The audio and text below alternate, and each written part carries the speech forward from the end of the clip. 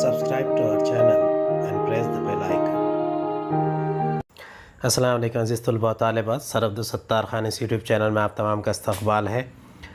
11ویں جماعت یہ چھٹی نظم ہے، ہم زندہ رہیں گے۔ اس کے سوالات کے جوابات اور سرگرمیاں دیکھیں گے۔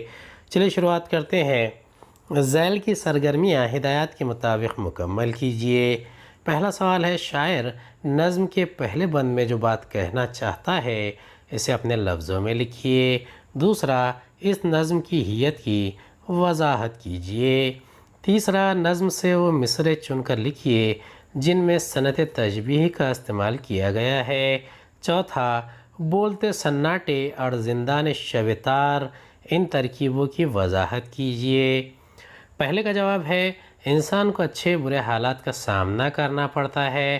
انسان پر جیسا ماحول آتا ہے وہ اپنے آپ کو اس ماحول میں ڈھالنے کی کوشش کرتا ہے اور یہی کوشش اسے زندہ بھی رکھتی ہے۔ زندگی کا ارتقاء صرف زمین پر نہیں ہوتا، اس کا سفر زمین سے آسمان کی طرف بھی بڑھتا ہے، اور اس سفر میں زمانہ خاص طور پر انسان کو مٹانے کے در پہ ہوتا ہے۔ عزم مصمم ہو تو انسان زمانے کے جبر کا مقابلہ کرتا ہے اور ہر طرح کے دباؤ سے بچ کر نکلتا ہے، یہاں تک کہ موت آنے پر بھی نہیں مرتا۔ یہ بات دراصل مبالغہ ہے اور اسے یوں سمجھنا چاہیے کہ انسان بھلے ہی مر جائے لیکن زندگی میں اس نے جو کارنامے انجام دیے تھے ان کی یادیں زندہ رہتی ہیں۔ دوسرے کا جواب ہے، ہم زندہ رہیں گے گیت کی شکل میں لکھی گئی ایک نظم ہے۔ اس کے تمام بند 5 اشعار پر مشتمل ہے، لہٰذا یہ مخمس کی حیت میں ہے۔ تیسرے کا جواب ہے، ہم اس کو سہاگن کی طرح شاد کریں گے۔ چوتھے کا جواب ہے، بولتے سناٹے کا مطلب ہے ایسے سناٹے جن کا خوف شدت سے محسوس کیا جا سکے، اس سے سنسان رات مراد ہے۔ زندان شب تار کا مطلب ہے اندھیری رات کا قید خانہ، یعنی ایسا اندھیروں سے پر قید خانہ کے دن کے اجالے میں بھی اس میں اندھیرا ہو۔ مجرم کو سخت سزا دینے کے لیے تنہائی میں رکھا جاتا ہے اور ذہنی تکلیف پہنچانے کے لیے اس ڈھنگ سے بنایا جاتا ہے کہ اس تک دن کی روشنی بھی نہ پہنچے۔ اس قسم کی جیل کو کال کوٹری بھی کہتے ہیں۔ پانچواں سوال ہے، نظم کے تیسرے بند کی تشریح کیجئے۔ چھٹا، چوتھے بند کی روشنی میں ترقی اور انسان کے عزم کے بارے میں لکھیے۔ ساتواں، نظم کے آخری بند میں شاعر کے عزم و حوصلے کو اپنے جملوں میں لکھیے۔ آٹھواں، ہم زندہ رہیں گے، اس عنوان پر اپنی رائے تحریر کیجئے۔ پانچویں کا جواب ہے، تشریح ہے، انسان طبعی لحاظ سے کمزور ہے تو ہے ہی، اور چہار جانب سے مصیبتوں اور پریشانیوں کا لامتناہی سلسلہ اسے گھیرے رہتا ہے۔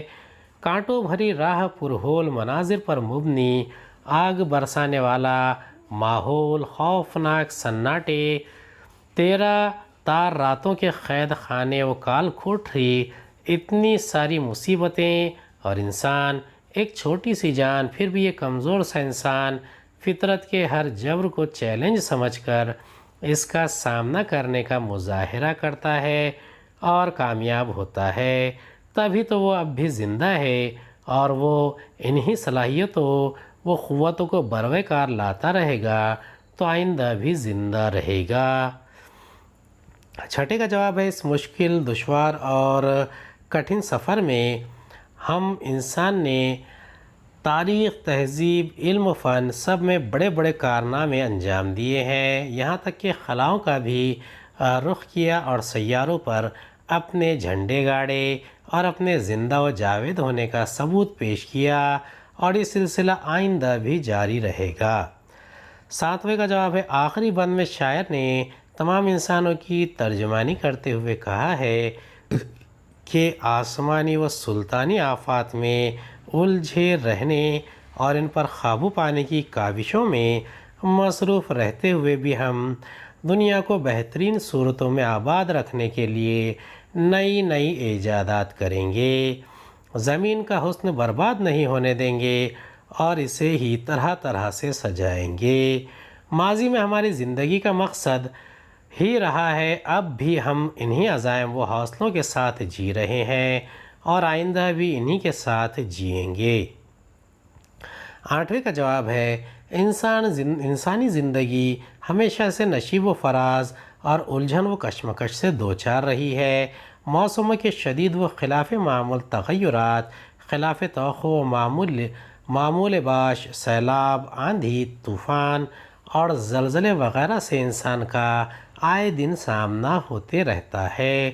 ان آسمانی آفات کے علاوہ سلطانی آفتیں مثلاً حکومتوں اور اکثریتی طبقات کی جانب سے کیے جانے والے ظالمانہ و جابرانہ اور متعصبانہ و غیر منصفانہ اقدامات کا اظہار معمول کی باتیں ہو چکی ہیں۔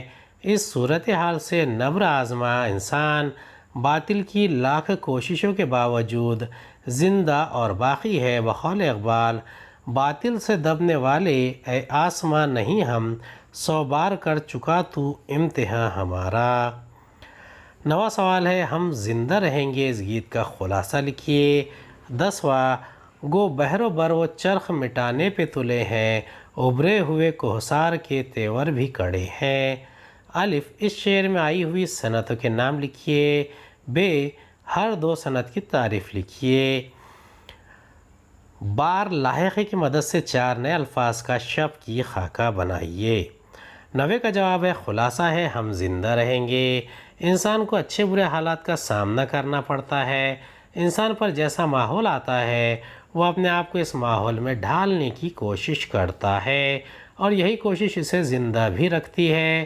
زندگی کا ارتقاء صرف زمین پر نہیں ہوتا، اس کا سفر زمین سے آسمان کی طرف بھی بڑھتا ہے اور اس سفر میں زمانہ خاص طور پر انسان کو مٹانے کے در پہ ہوتا ہے۔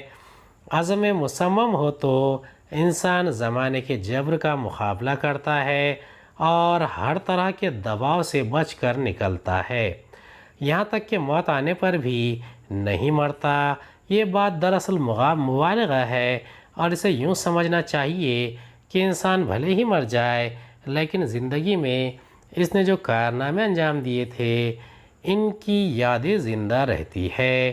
اس کی زندگی کی راہ میں بڑے بڑے پہاڑ اور گہرے سمندر آتے ہیں مگر انسان حوصلہ نہیں ہارتا، وہ بنتا ہے، مٹ کر پھر بن جاتا ہے۔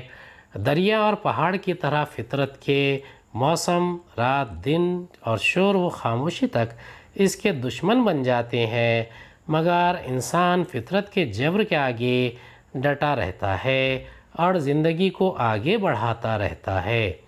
اس مشکل سفر میں تاریخ، تہذیبی علم و فن سب میں انسان بڑے بڑے کارنامے انجام دیتا ہے، یہاں تک کہ وہ خلاؤں میں بھی سفر کرتا اور سیاروں پر اپنے جھنڈے گاڑ دیتا ہے۔ انسان کا عزم ہے کہ میں دنیا کو آباد رکھنے کے لیے نئی نئی ایجادات کروں گا، زمین کا حسن برباد نہ ہونے دوں گا اور اسے طرح طرح سے سجاؤں گا۔ یہ نظم انسان کے بلند حوصلوں، جوش اور جذبات سے بھرا ہوا گیت ہے۔ اس گیت کی تیز لے سننے اور پڑھنے والوں کے جذبات کو بھی تیز کر دیتی ہے۔ آفات زمانہ، وادی پرخار، ماحول شرربار، زندان شب تار جیسی ترکیبیں اس گیت کے آہنگ کو شعریت سے بھر رہی ہے۔ بحر و بر، کوہسار، فطرت کے عناصر، ماحول اور زمانے کی گردش، ہر کوئی انسان کی زندگی کو ختم کرنا چاہتا ہے مگر انسان اپنے حوصلے اور ہمت کے بل پر ساری مصیبتوں سے لڑتا اور اپنی زندگی کا اعلان کرتا رہتا ہے۔ 10ویں سوال کا جواب ہے گو بحر و بر وہ چرخ پہ تلے ہیں، ابھرے ہوئے کوہسار کے تیور بھی کڑے ہیں۔ صنعتوں کے نام ہے، پہلی ہے صنعت تضاد، اس کی وضاحت بحر اور بر متضاد الفاظ ہے۔ دوسری ہے تجنیس زائد ناقص، وضاحت بحر اور بحر میں ایک حرف ہے زیادہ ہے۔ صنعت تضاد کی تعریف، جب شعر میں 2 ایسے الفاظ آئیں جو معنی کے اعتبار سے ایک دوسرے کی ضد ہوں تو اس شعر میں صنعت تضاد ہوگی۔ مثلاً چپ کے رات دن آنسو بہانا یاد ہے، ہم کو اب تک عاشقی کا وہ زمانہ یاد ہے. یعنی اس شعر میں رات اور دن متضاد الفاظ ہے. تجنیس زائد ناقص کی تعریف. جب شعر میں دو ایسے الفاظ آئیں جن کے املا میں ایک حرف شروع، درمیان یا آخر زیادہ ہو تو ایسے تجنیس کو تجنیس زائد یا تجنیس ناقص کہتے ہیں. یوں نہ باتیں چبا چبا کے کرو، مہرباں بات ہے نبات نہیں. اب اس میں بات اور نبات کو دیکھیے تو اس میں نبات میں ایک لفظ، ایک حرف نون زائد ہے. لائق بار سے مرکب الفاظ: اشک بار، آتش بار، سنگ بار، جوئے بار. چوتھے بند کی مدد سے خاکے کو مکمل کیجئے. اب شمس و خمر اپنے اشاروں پہ چلیں گے، کیونکہ اب اس کے جواب لکھنا ہے. ہم نے تہذیب و تمدن کو پروان چڑھایا ہے، ہم نے علم و فن میں کارنامے انجام دیے ہیں، ہم نے خلاؤں میں سیاروں پہ قدم جمائے ہیں، ہم نے تاریخ کو ہر درس پڑھایا ہے. امید ہے آپ کو ہمارا ویڈیو پسند آیا ہوگا. اگلی ویڈیو میں دوبارہ ملاقات ہوگی. خدا حافظ.